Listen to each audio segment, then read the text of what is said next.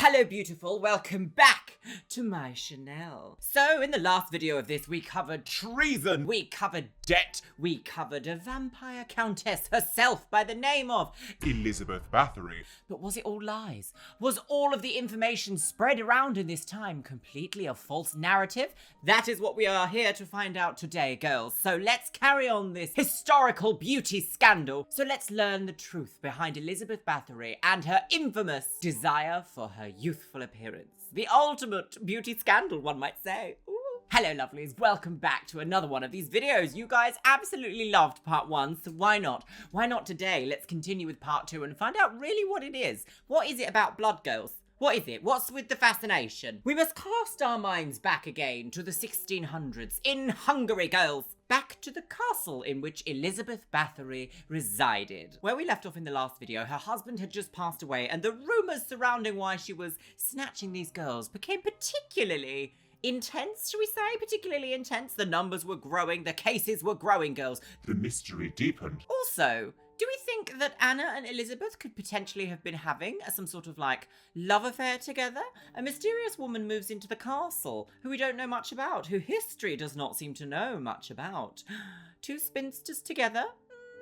So in history, we never really get to know whether these people actually had atypical relationships, so we say, because everyone who writes in history is just like, No, they were really good friends. Yes, they just loved to friendly smash their clams. yes. And we just know that that wasn't always the case, was it? No. We should really start with a deep one today, girls. So according to witnesses, it was at the time that Elizabeth Bathory began murdering her victims, the first of which were poor girls lured to the castle with the promise of work, money, food, and shelter. Soon enough, witnesses said that Bathory had expanded her sights and started murdering the daughters of the gentry sent to the castle for their education, as well as kidnapping girls who would never have come to the castle on their own. Interestingly enough, this whole case was absolutely fascinating because Elizabeth Bathory had managed to evade the law for about 6 years before finally being brought in for questioning for her crimes. So the Hungarian king of the time, King Matthias II, sent his highest ranking representative, György Thurzo, to investigate the complaints against her. Thurzo had collected evidence from some 300 witnesses who had levelled a bevy of truly horrifying charges against Elizabeth Bathory. Now this we have to put a little peg in, because did he really get 300 witness statements about what Elizabeth Bathory had done, or were they forced out of them under torture? So absolutely horrendously, but according to these witness statements, oh goodness, girls, it gets really, really quite something. Let me tell you that, sis. Bathory had burned her victims with hot irons, beat them to death with clubs, stuck needles under their fingernails. Ugh, particularly nasty. Poured ice water over their bodies and left them to freeze outside, and covered them in honey so that bugs could feast upon their flesh.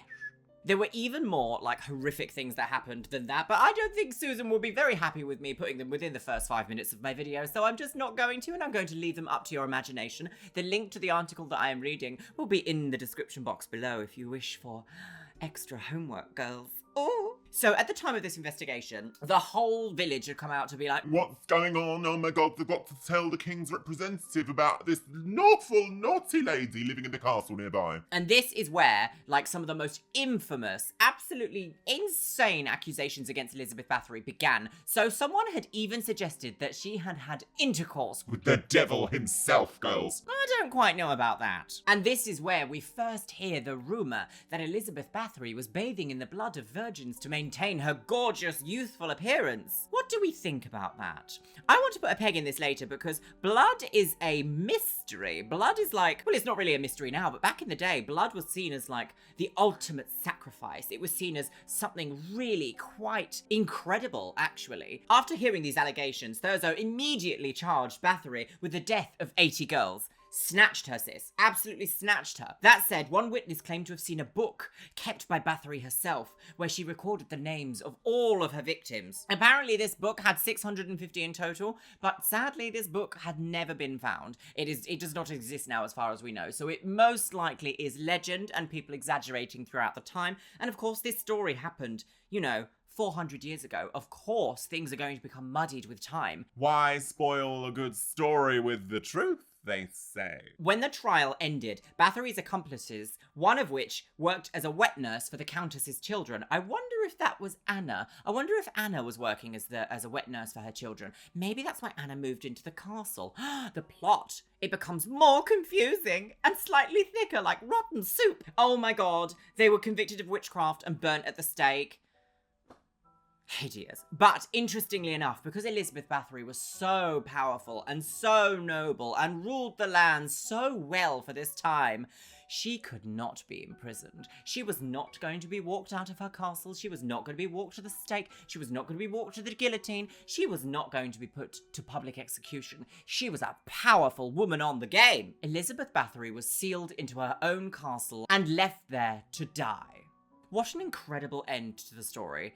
But it doesn't go that far, sis. It doesn't end there. Wouldn't you like to know some more? I bet you would, you naughty little historians. Oh, what's happening to me? I'm losing the plot today, girls. It's all this witchcraft. It has come to my attention that a lot of you guys actually know the real story behind Elizabeth Bathory, or at least what's modernistically, that's not the word, or at least what's contemporarily, that's not a word either, or at least the information in which is agreed on in contemporary scholarship of Hungary. As always with history, things are a lot more complicated than what they seem on the surface. When it comes to women in power, especially in history, my god, did everybody quake. They quaked in their little booties because they could not deal with the idea of a woman being actually someone.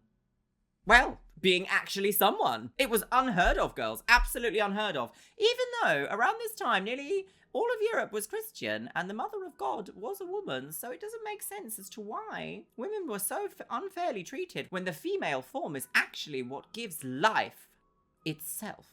Always a huge plot hole in history I've never quite understood. So there are several possibilities with which we can sort of apply with this modern lens about Elizabeth Bathory to further understand what was exactly going on with her and in history. So first of all, shall we talk about the childhood violence girl? Childhood violence is now something that we can understand that perhaps someone with an atypical mind or perhaps someone with a condition may be more predisposed to being violent, shall we say. Who do we know to say anything about Elizabeth Bathory or her genetics? Her first parents were cousins. She suffered with seizures. Perhaps this is a neurological disorder that actually is more akin to something like Alzheimer's, maybe, because there are cases of people with Alzheimer's actually being unable to communicate so much that they become violent, upset, and confused within that realm of mental unwellness, shall we say.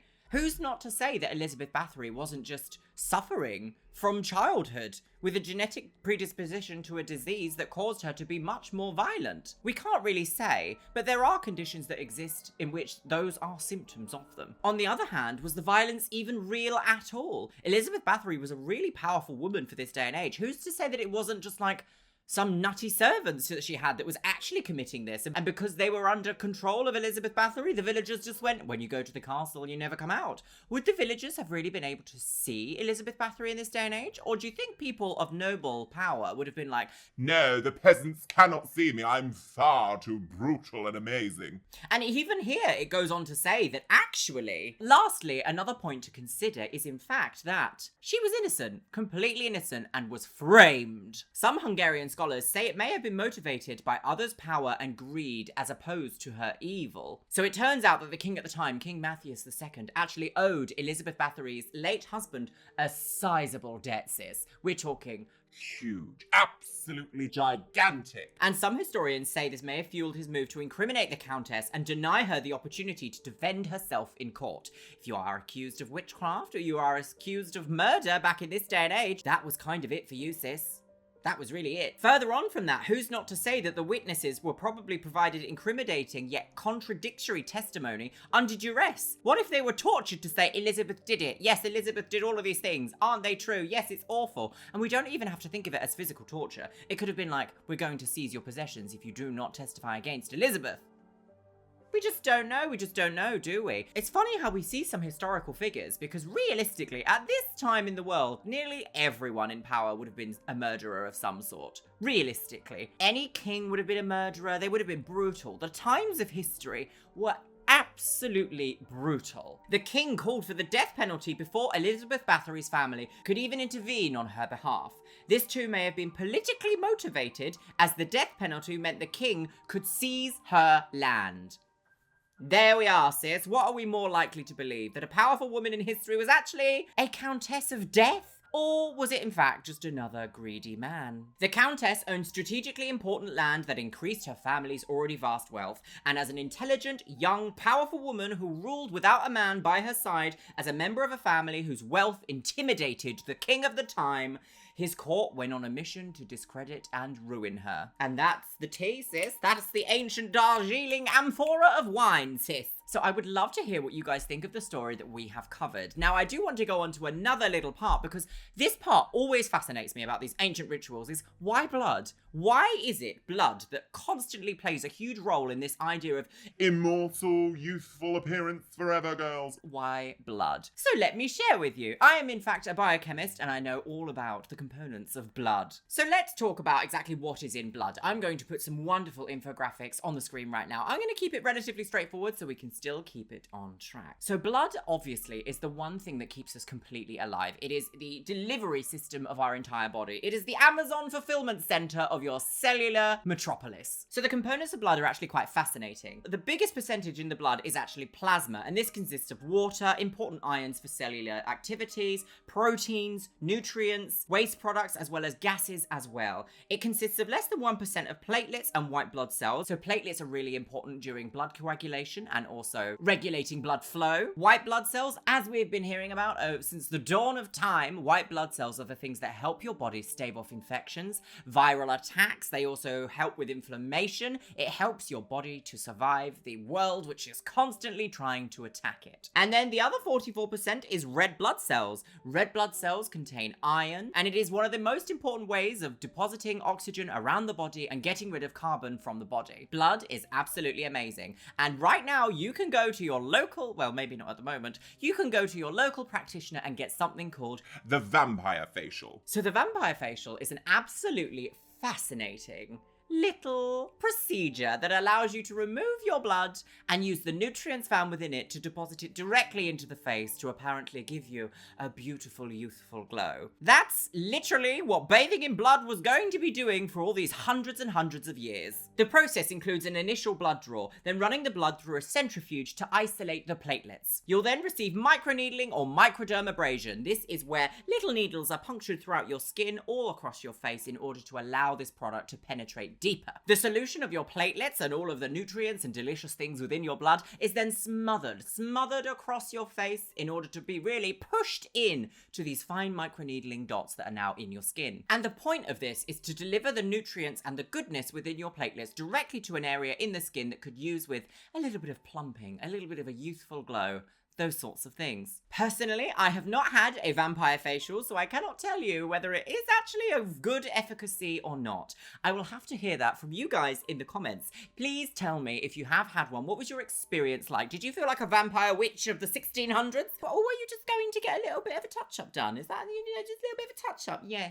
I'm going to share with you my opinion now. So while Elizabeth Bathory may have been a powerful woman of the time and potentially abused some of her servants, do I actually believe that she is a vampiress countess who had sex with Satan himself in order to slay virgins and be young forever?